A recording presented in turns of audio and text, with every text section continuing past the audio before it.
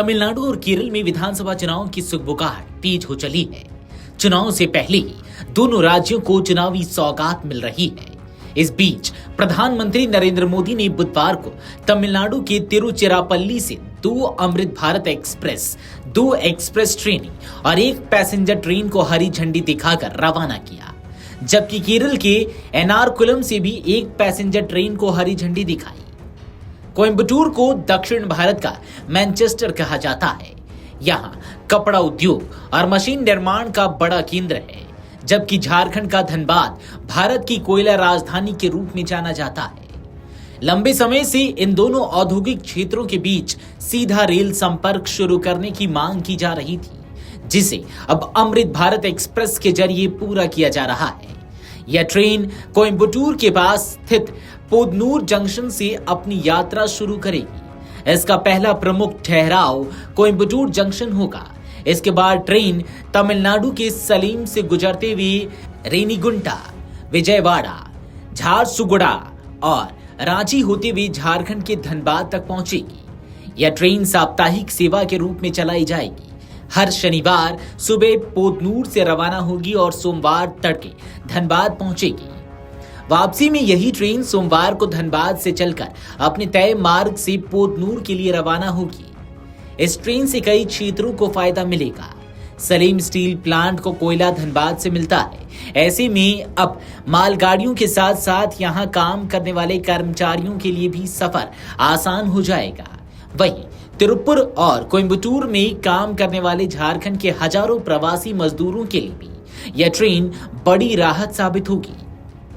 भारत के दक्षिणी छोर कन्याकुमारी और नागरकोइल के तटीय क्षेत्रों को पहली बार तेलंगाना की राजधानी हैदराबाद से सीधा रेल संपर्क मिल रहा है। इससे दक्षिण भारत के इन इलाकों के बीच यात्रा पहले के मुकाबले अधिक आसान हो जाएगी। यह ट्रेन तमिलनाडु, आंध्र प्रदेश और तेलंगाना के कोच से ज्यादा जिलों से होकर गुजरेगी, जिससे रास्ते में आने वाले कई शहरों और कस्बों को भी फायदा मिलेगा।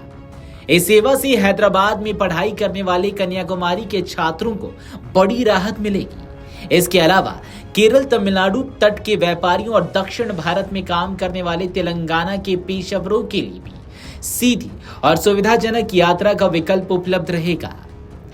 प्रधानमंत्री 2 नई एक्सप्रेस ट्रेनों को हरी झंडी दिखाने वाले हैं, जिनसे सांस्कृतिक और धार्मिक पर्यटन को बढ़ावा मिलने की उम्मीद है।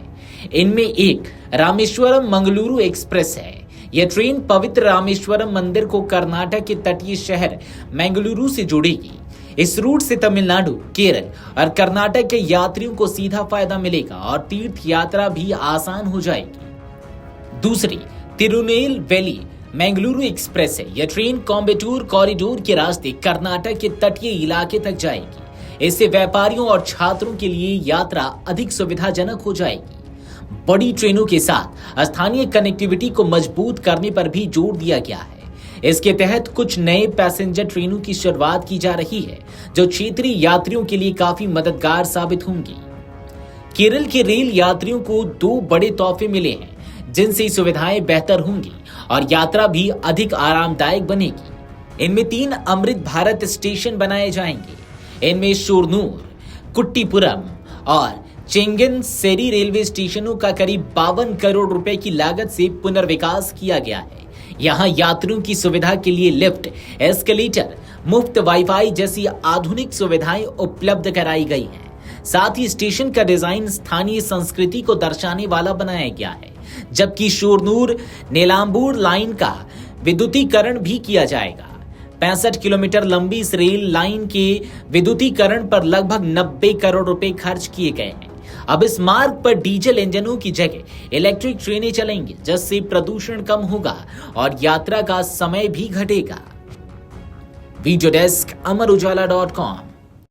अगर आप ये वीडियो YouTube पर देख रहे हैं तो हमारे चैनल को सब्सक्राइब कर बेल आइकन दबाएं और Facebook पर देख रहे हैं तो हमारे पेज को लाइक करें।